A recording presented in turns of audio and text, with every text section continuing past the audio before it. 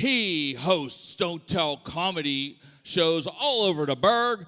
Please welcome Ronnie Fleming.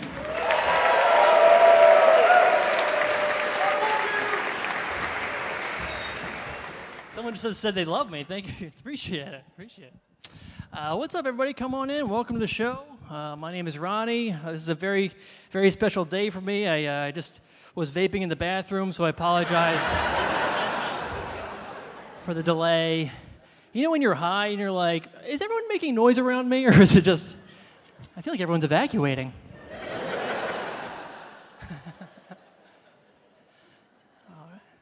So I drive around a lot during the day. It's kind of what I do to make ends meet.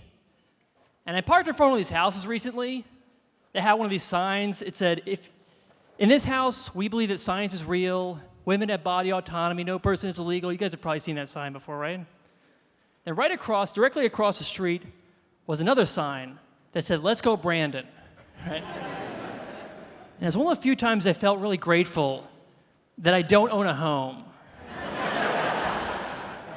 Because I was just imagining the vitriol these two neighbors probably have for one another. And I kind of wish they realized how much they had in common. Like they're both Americans, right? They're both Yinzers. They both got their Amazon packages stolen that day by me. They both had pretty good surveillance systems. They're both pressing charges.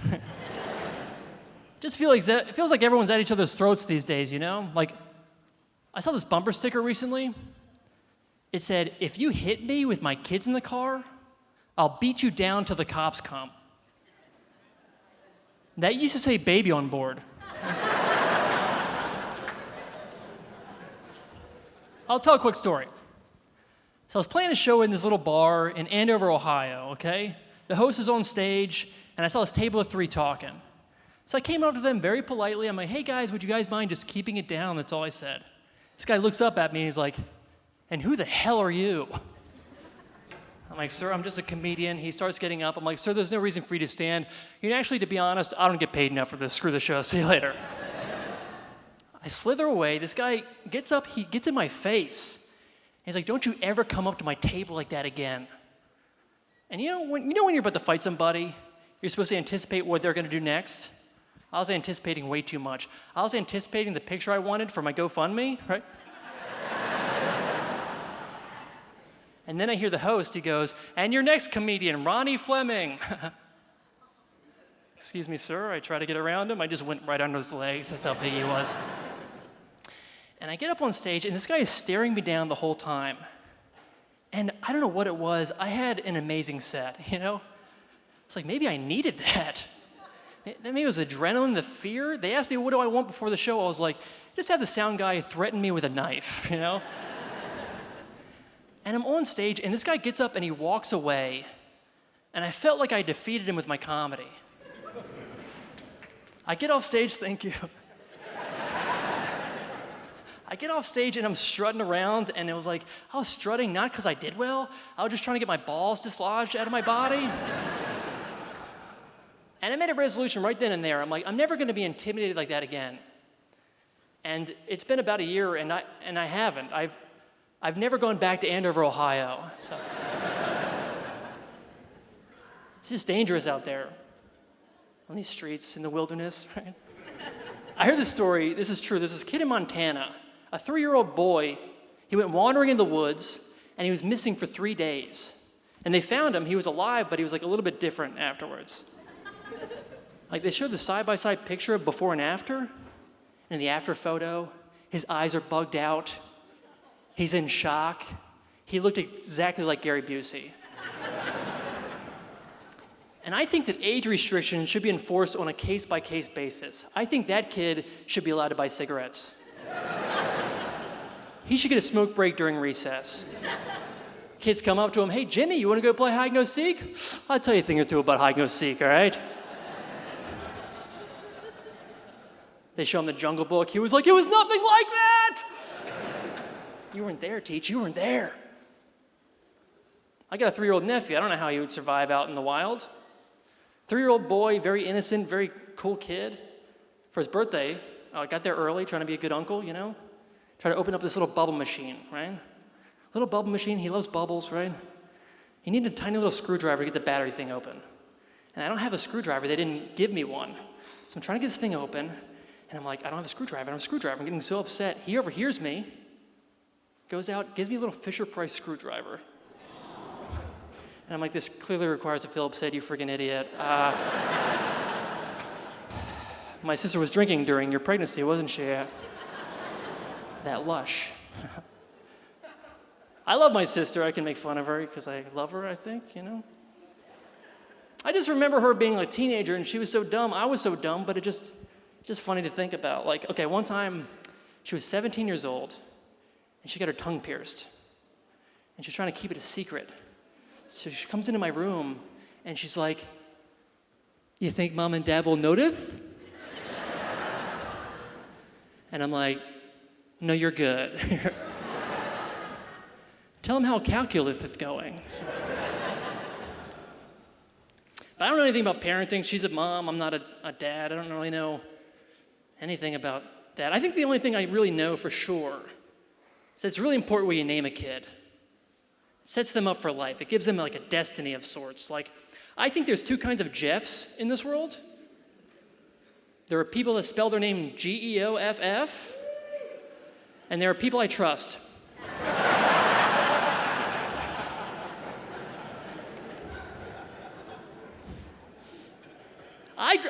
I grew up with a kid named Guy Butts. Junior. I saw him at school, I was like, "Dude, your dad's an a-hole." All right. But he told me that actually Guy Butts was a family name. Like, the first Guy Butts was a French refugee. He came to America. He wasn't Guy Butts when he got here. He was Monsieur Derriere.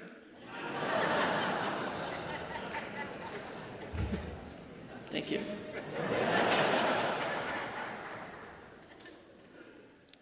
Speaking of names, growing up we had this family dog named Christine. And all the kids would be like, "Why'd you name the dog Christine?" I'm like, "I don't know." I go to my dad, "Why would we name the dog Christine?" And he's like, "I had an ex-girlfriend named Christine." You know when you tell your son something and you have no idea he's going to become a comedian? You're like, "What are you talking about, Dad?" He's like, "Yeah, she was the one that got away. This Christine will never get away. I got an electric fence installed." So it's like, "Dad, is that why we named the cat the hot blonde from IKEA?" One time my dad took me to the Monster Truck Show. Anybody here go to the Monster Truck Show as a kid? Half of you. Other people didn't have childhoods, I guess. Cool. Just messing, I don't know. It was fine. Monster Truck Show was okay. Halfway through, there's this dynamite woman. She was the dynamite woman. She came out in a little bikini, and she got in a barrel, and it was full of TNT. It exploded, and she survived, and we all went nuts. But before she went in that barrel, my dad turned to me, and he goes, "She's pretty hot, right?" And I know what he means now, but at the time, it just sounded like he was trying to get me to co-sign an affair.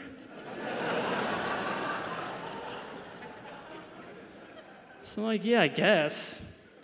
But you know who's really hot? Mom."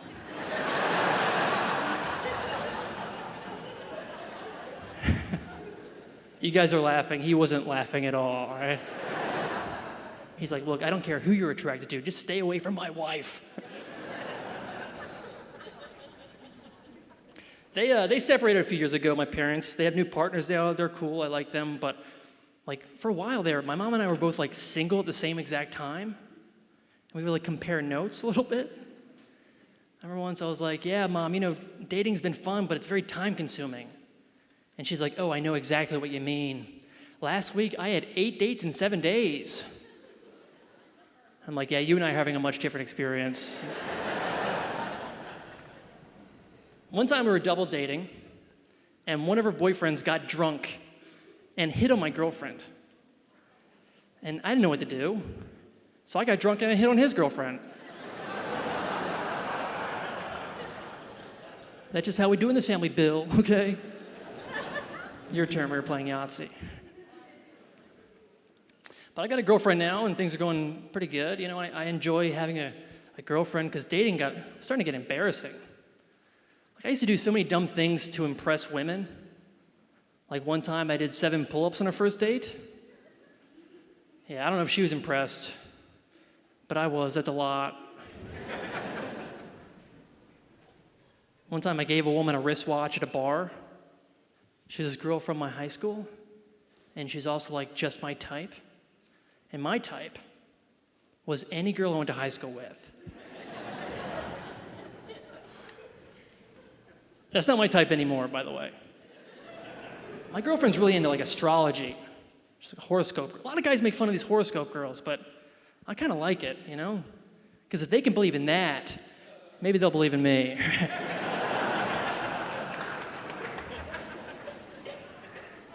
So I was with this girl from my high school. We're making out at the bar, okay? She had to leave. She was in a band. They had to go. And I wanted to keep the moment going. So I'm like, hey, why don't you take my watch to remember me by? Pretty cool move? No? Okay, what if I tell you this is a Swatch watch? Thank you. Appreciate it. Those are pretty nice.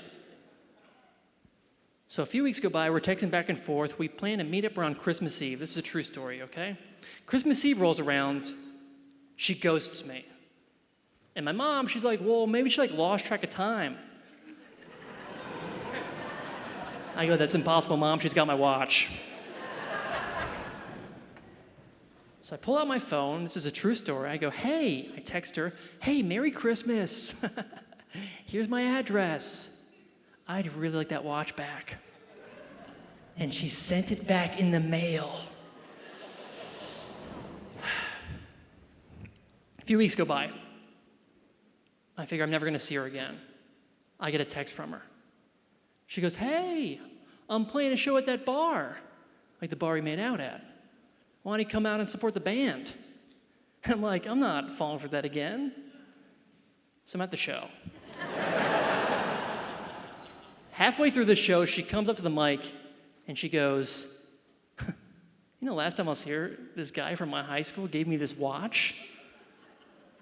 And then he asked for it back in the mail. Everybody laughed. Her bandmate's like, yeah, what kind of watch was it? She's like, I don't know, Casio? I was like, actually, it's a Swatch watch. Those are pretty nice. Freebird, play Freebird. But it's nice, you know, like I said, having a partner now, you know. First time we met, we went on a little first date. We went to the corn maze. I impressed her with my knowledge of the corn. I go, you know, in some Native American cultures, this is called a maze. You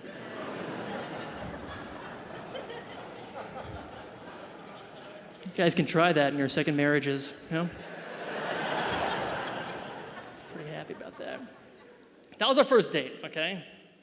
But the first time we met, she's kind of like a little bit, I don't know, very forward, okay? I actually met her at a show. I remember I got off stage and she touched my butt after my set. And I was so flattered, I didn't even care that she stole my wallet.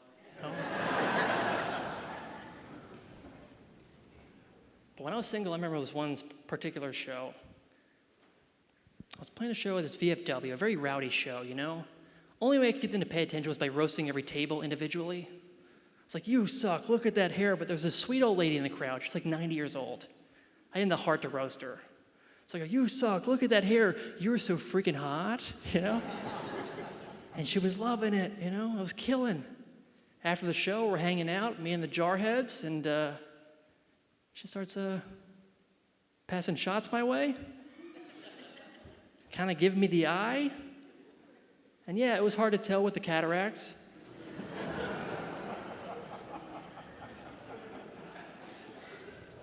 But I think about that night, and I'm like, maybe I should have made a move. Not just for the story, or for my country. I think it could have been like a really good deed. Like, say I get to heaven, and they're reading off my sins, like, wait a minute, Agnes in 2022? Mr. Fleming, right this way. I get there, I see Agnes. She's like, I did a good deed too. All right, I've been Ronnie Fleming. Thank you guys so much. Appreciate it.